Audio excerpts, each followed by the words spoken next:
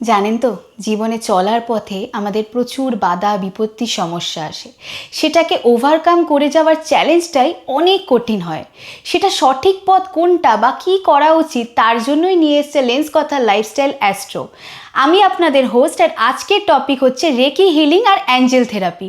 সাথে গেস্ট কে থাকবে অবশ্যই বলবো, সাথে থাকুন।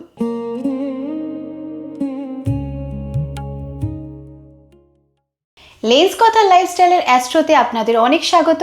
আমি স্নেহা, আর আজকের গেস্ট রেকি মাস্টার এবং অ্যাঞ্জেল হিলার অভিনন্দন সাহা। নমস্কার দাদা, কেমন আছো? খুব ভালো আছি, আপনি? ভীষণ ভালো আছি। আজকে যেহেতু টপিকটা আমাদের রেকি, আমি রেকির বিষয় একটু জানবো। দেখুন, রেইকি কথাটা একটা জাপানিজ ওয়ার্ড। রেইকি মানে মহাজাগতিক প্রাণশক্তি। তাহলে প্রত্যেকটা মানুষ যে আমরা বেঁচে আছি, গাছপালা, পশু পাখি, প্রত্যেকেরই আমাদের কিন্তু প্রাণ আছে বা জীবনী শক্তি রয়েছে। সেটা আমাদের মানুষ হোক, গাছপালা, পশু পাখি। তাহলে যখন আমাদের মধ্যেকারই প্রাণশক্তি কমে যাচ্ছে, আমাদের যে শরীরের 7টা চক্র রয়েছে, চক্রগুলো কাজ করছে না, কেন কি? প্রাণশক্তির অভাবে। আর প্রাণশক্তি কি? সেটা রেইকি শক্তি। তখনই আমরা কিন্তু শারীরিক, মানসিকভাবে, সম্পর্কগত দিক থেকে, আর্থিকভাবে আমরা বিধ্বস্ত হয়ে পড়ছি। আচ্ছা। যেমন গাছপালা বা পশু পাখির কমে গেলে তারা অসুস্থ হয়ে পড়ছে, ঠিক সেভাবে জিনিসটা কাজ করে। রেকি কি কোনো চিকিৎসার বিকল্প হিসেবে আমরা দেখি রেকিকে? দেখা যেতে পারে, এটাকে বলা হয় একটা অল্টারনেটিভ মেডিসিন। ঠিক আছে, তার মানে একটা মানুষ, তার যখন মেডিকেলি ট্রিটমেন্ট চলছে, পাশাপাশি সে যদি রেইকি হিলিং স্টার্ট করে, দেখা গেছে বহু ক্ষেত্রে যেই রোগ সারতে বহু মাস বা এমনকি বছর লেগে যাচ্ছিল, সেটা কিন্তু খুব দ্রুত ঠিক হয়ে যায়। বা এমনও হয় যে যেই রোগগুলো ধরুন খুব ছোটোখাটো ডেইলি লাইফের আমাদের যা প্রবলেম, সেগুলো কিন্তু শুধুমাত্র রেইকি করলেও ঠিক হতে পারে। এমনকি সেটা রুট কজ থেকে অনেক সময় দেখা যায় যে আমাদের যে রোগটা, সেটা হয়তো আমরা ওপর হয়তো মেডিকেলি ঠিক হয়ে গেল, আমাদের কোনো ওষুধ খেয়ে বা মলম লাগিয়ে, কিন্তু তার রুটটা কোথায় লুকিয়ে থাকে? সেটা কিনা চক্রে। এই রেইকিতে আমাদের চক্রগুলোকে আইডেন্টিফাই করা, এমনকি সেই চক্রগুলোকে থেকে রোগটাকে পার্মানেন্টলি রিমুভ করা। আচ্ছা, রেকির অনেকগুলো স্তর আছে শুনেছি, একটু শুনবো ডিটেলস আমি। দেখুন, রেইকি 3টে স্তর বলা হয়। ফার্স্ট ডিগ্রি, সেকেন্ড ডিগ্রি, 3 নম্বরটা মাস্টার ডিগ্রি। এবার ফার্স্ট ডিগ্রিতে আপনারা কি কি পারবেন? যে নিজের, এমনকি অন্য যে কোনো মানুষের চিকিৎসা করতে পারবেন, সেটা স্পর্শ দ্বারা। আচ্ছা। এরপরে 21 দিন আগে শেখা যাবে না, মিনিমাম 21 দিন পর এই অনুশীলনের টাইমিংটা খুব ইম্পর্টেন্ট। তারপরে হয় সেকেন্ড ডিগ্রি, যেখানে আপনারা পাবেন 3টে রেইকি সিম্বল, যেখানে আপনাদের নতুন আরেকটা পাওয়ার অর্থাৎ অ্যাটুনমেন্ট দেওয়া হবে, যেটার পরে আপনারা ডিস্টেন্স হিলিং, একটা মানুষকে দূর থেকে হিলিং করা, রিলেশনশিপ হিলিং, বাস্তু হিলিং, বা যে কোনো ইচ্ছা পূরণ, যেটাকে আমরা বলি ল অফ অ্যাট্রাকশন বা ম্যানিফেস্টেশন, সেই সমস্ত কিছুকে আপনারা করতে পারবেন। মানে বলা যায় সেকেন্ড ডিগ্রি থেকে রেইকিটা মোটামুটি প্রায় কমপ্লিট হয়। এবার 3 নম্বর ধাপে দুটো ব্যাপার আছে, সেটাকে বলা হয় 3A 3B, অর্থাৎ master degree, master teacher degree. যদিও বা সেটা অপশনাল, কেউ যদি মনে করে যে তারা আমাদের মতন ট্রেনিং দেবে অ্যাজ এ টিচার, তারা এই মাস্টার ডিগ্রি পর্যন্ত করতে পারে। আচ্ছা, নিজেরাও করতে পারি আমরা? সেটা যদি নিজেরাও আমরা প্র্যাকটিস করি, কিভাবে করব? কি সবচেয়ে যেটা বড় সুবিধা, সেটা হচ্ছে একটা মানুষ সে যখন নিজে শিখে নিচ্ছে, ধরুন আপনি যখন নিজে রেইকিটা করেন, আপনি নিজের হিলিং নিজে করতে পারবেন, এমনকি আপনি অন্যের ট্রিটমেন্টও করতে পারবেন। মানে ধরুন আপনার পরিবারে যারা আছেন, পাড়া প্রতিবেশী, বন্ধু বান্ধব, যে কোনো কাউকে, এরপর যদি আপনারা সেকেন্ড ডিগ্রি শিখে নেন, সেখানে এই বাধাটা অর্থাৎ ব্যারিয়ার কিন্তু থাকছে না। আপনারা এখান থেকে বসে দূরের মানুষকেও ট্রিটমেন্ট করতে পারবেন, আর সেটা লাইফ টাইম। মানে এটা আপনাদের জীবনব্যাপী ছায়া দিতে সক্ষম। তার মানে এমনটা নয় যে রিফিলিং এর ব্যাপার নেই। মানে আমরা যে ধরুন যে কোনো জিনিস কিনছি বা প্রত্যেক মাসে একটা খরচা, সেই ব্যাপারটা কিন্তু রেইকিতে থাকে না। এই যে আপনারা ওয়ান টাইম শিখে নিলেন বা সেকেন্ড ডিগ্রি পর্যন্ত, এটা কিন্তু লাইফ টাইম আপনাদের সাথে পাওয়ারটা থাকবে। অর্থাৎ যেই মাস্টার আপনাদেরকে পাওয়ারটা দিচ্ছে, যখন আপনাদের শক্তিপাত হলো, এই এনার্জি আপনারা যত করবেন তত ফ্লোটা বাড়তে থাকবে। ডিস্টেন্সে থাকলেও সম্ভব? মানে ডিস্টেন্সে থাকলেও সম্ভব। ঠিক যেমন ধরুন আমরা যখন কারোর সাথে ফোনে কথা বলছি, সেই ব্যক্তি দূর থেকে শুনতে পাচ্ছে, অর্থাৎ কিছু এনার্জি সিগন্যাল কানেকশনের মাধ্যমে।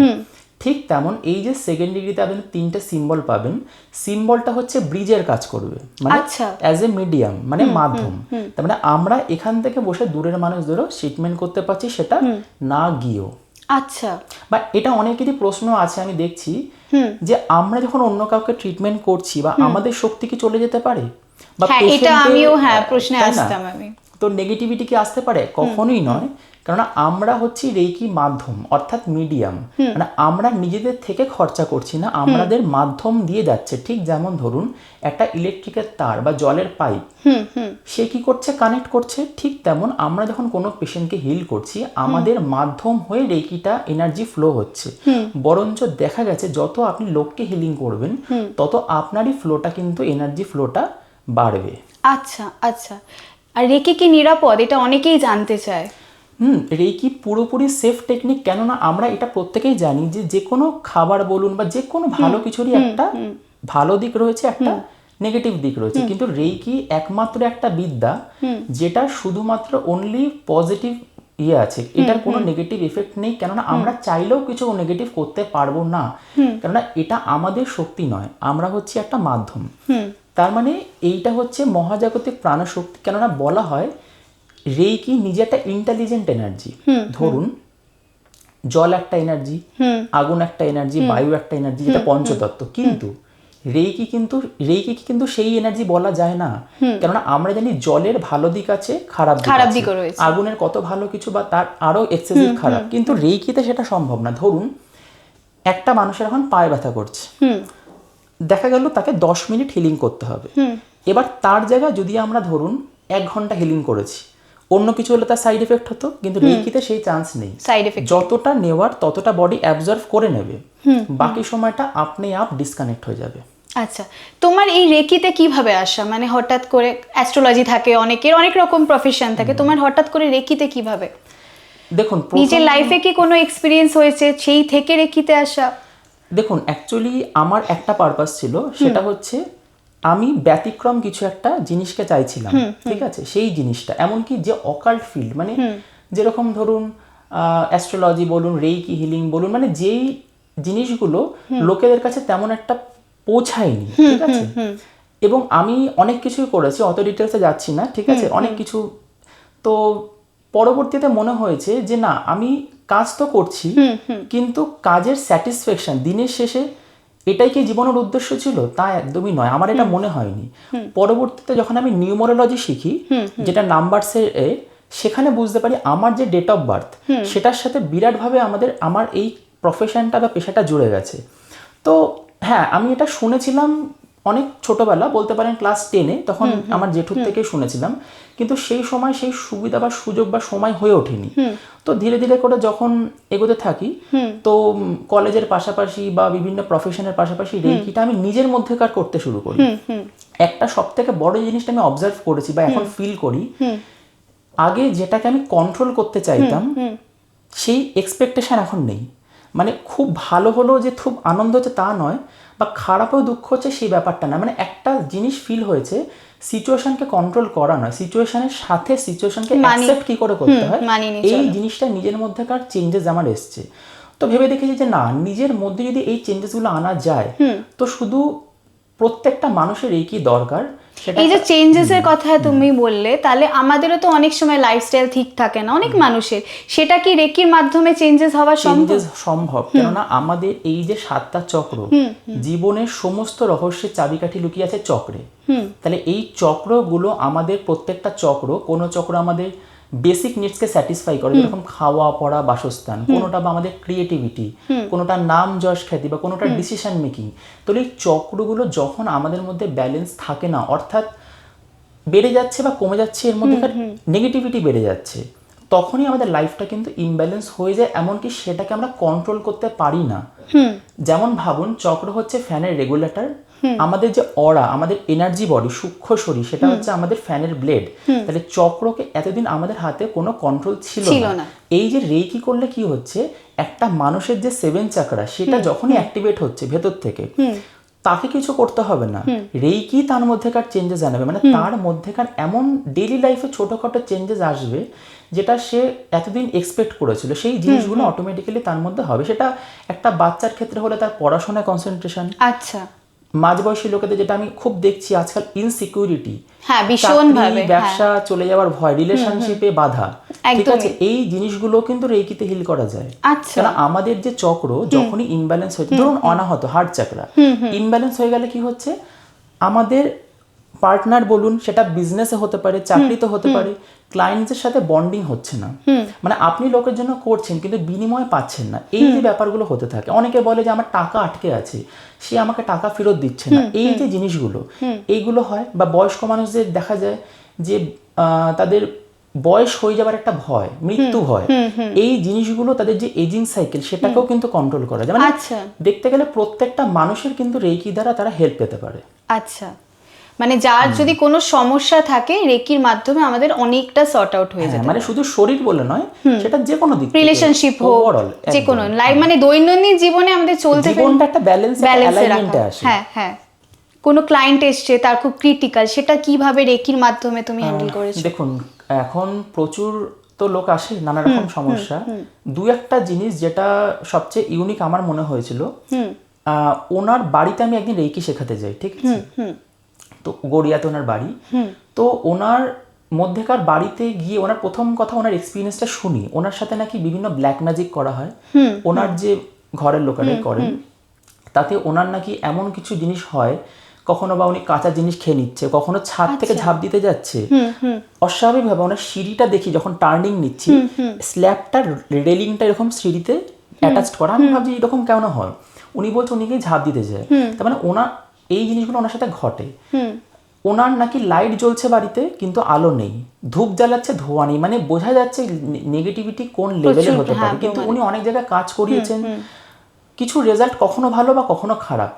ওনাকে যখন প্রথম দিন রেকি শেখাই, উনি ফার্স্ট বডি পুরো শিভারিং, মানে পুরো একদম কাঁপছে, মানে ওনার মধ্যে যে কতটা নেগেটিভিটি ছিল ওটা যখন বেরোতে থাকে, আমাদের মধ্যেকার এক্সপিরিয়েন্সগুলো হয়। তো উনি যাই হোক রেকি করছে, করতে করতে ওনার মনে হয় যে ওনার এই নাভির অংশ থেকে একটা সাদা ব্যক্তি, মানে মৃত ব্যক্তির মতন একদম স্ট্রেট উঠে দেওয়াল ভেদ করে চলে গেল। ও বাবা! এই গলার জায়গাটা মনে হচ্ছিল পাথর কেউ চাপা দিয়ে রেখেছে, ওইটা পুরো রিলিজ হয়ে গেল। ঠিক কিছুক্ষণের জন্য ওনার একদম পুরো চুপচাপ শুয়ে রইলো, মানে কোনো সেন্স নেই। কিছুক্ষণ পর ওনার বডিটা এতটা হালকা ফিল হলো, তারপর দিন থেকে ওনার কিচ্ছু আর এরকম ফিল হয়নি। তো এরকম হয়, নানা রকমের এক্সপিরিয়েন্স আছে। একজনের যেরকম তার পিসিওডি প্রবলেম ছিল, ঠিক আছে, গাইনোলজিক্যাল প্রবলেম ছিল, এখন খুব এটা প্রবলেমটা সবার রয়েছে, হ্যাঁ, ম্যাক্সিমাম মহিলাদের ক্ষেত্রে। তো তারও নানা রকম তার মেডিকেলি ট্রিটমেন্ট চলছে, কিন্তু খুব মানে কিছু চেঞ্জেস কিন্তু তার হচ্ছে না। সে যখন মোটামুটি 1.5 মাস রেকি করেছে, করার পর তার প্রবলেমটা একটু আর নেই, সে নিজেও শান্তিতে আছে, মানে বুঝতে পারছে যে জিনিসটা কতটা কাজ করে। মানে এমন জিনিস, কতদিন টাইম লাগে এগুলো, মানে দেখুন এবার ডিপেন্ড করছে সে কতটা ডেডিকেটেডলি প্র্যাকটিস করছে।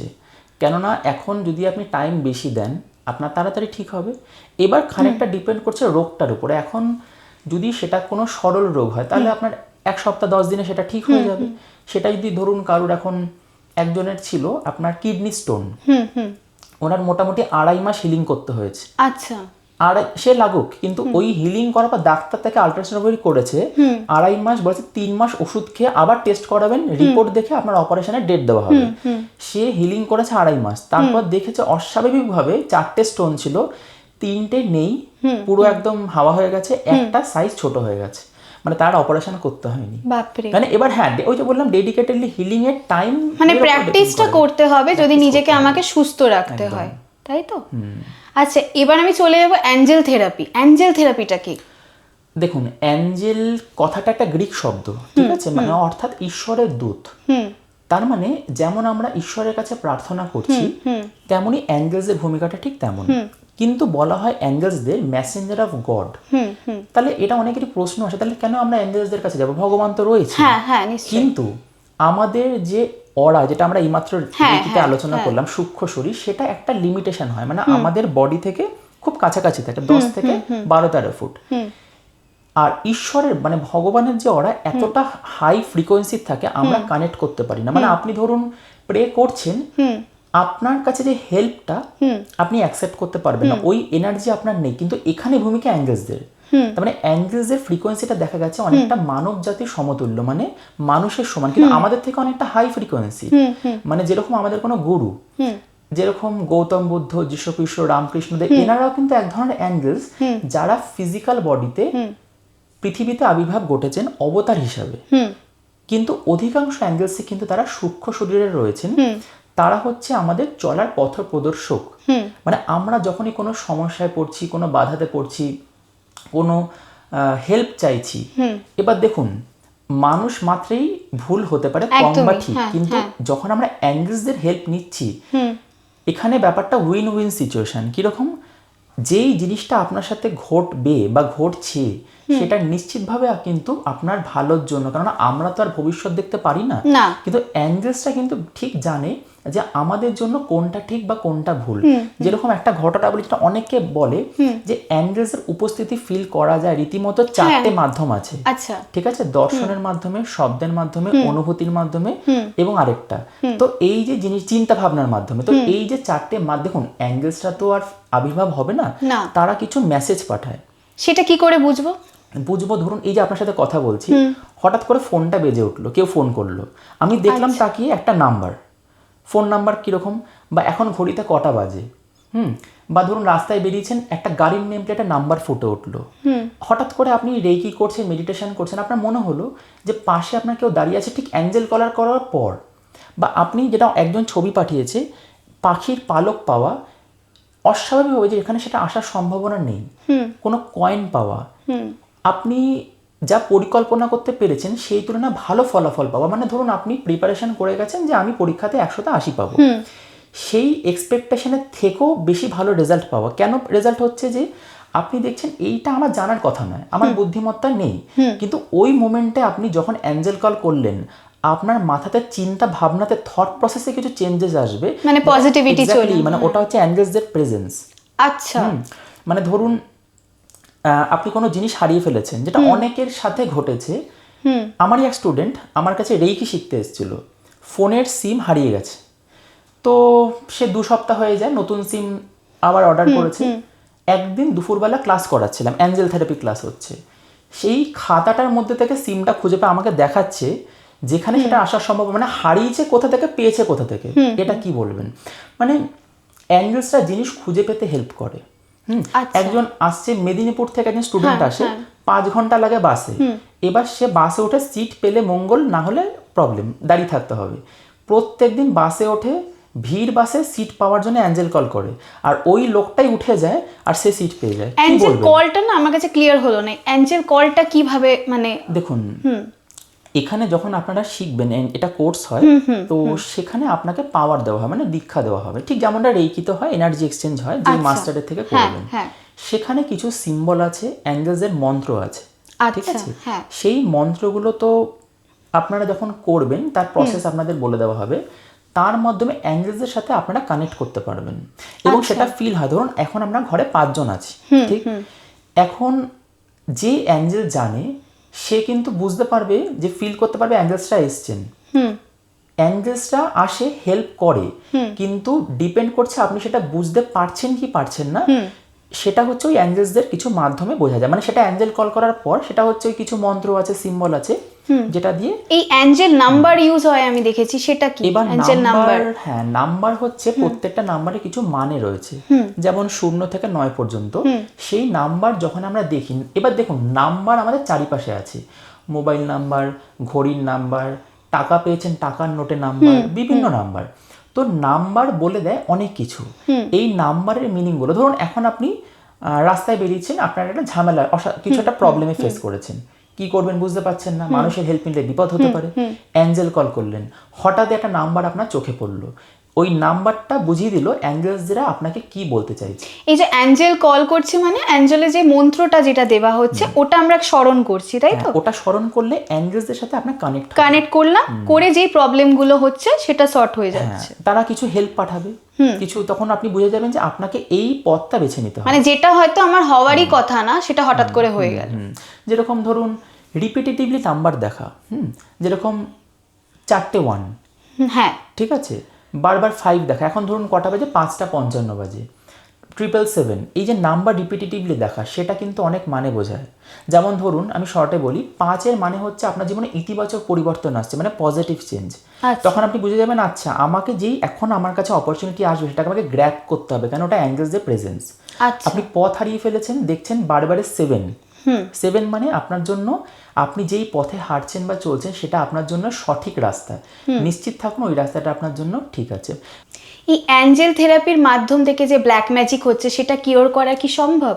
সম্ভব। দেখুন, এই অ্যাঞ্জেল থেরাপি কোর্সে একটা কনসেপ্ট আছে, একটা পোর্শন, সেটাকে বলে কর্ড কাটিং, ঠিক আছে?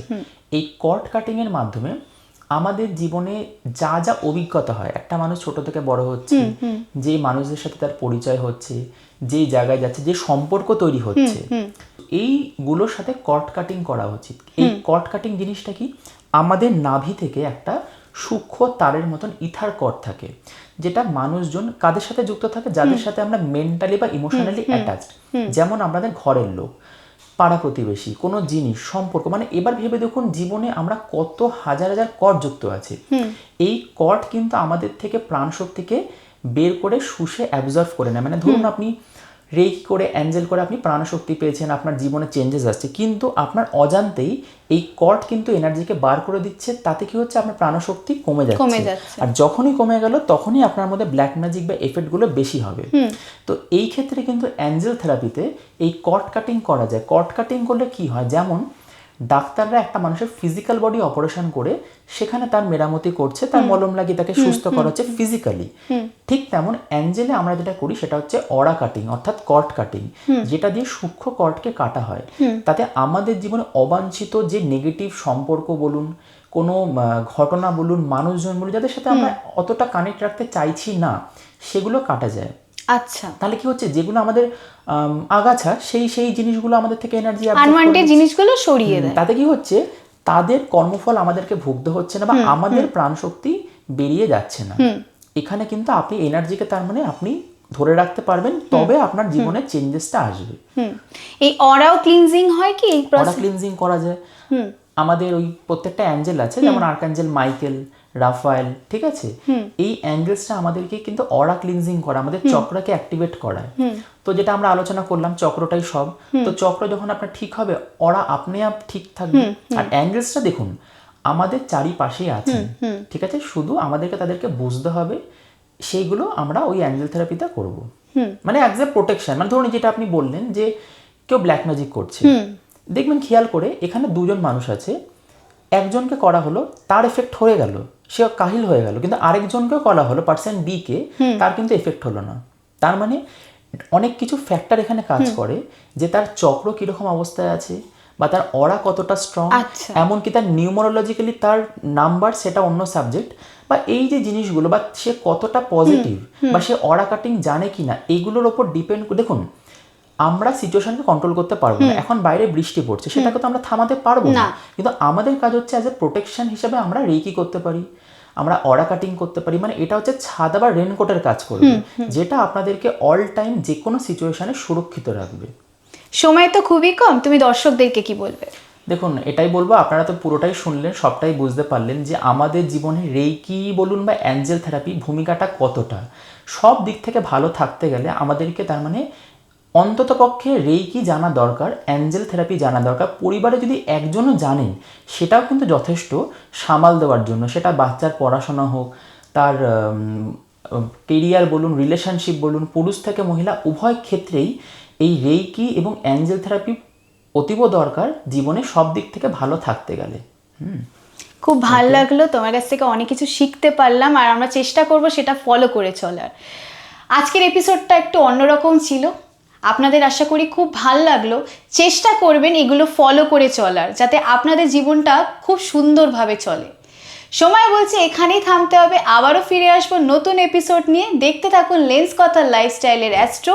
লাইক করুন, কমেন্ট করুন, শেয়ার করুন আর সাবস্ক্রাইব করুন।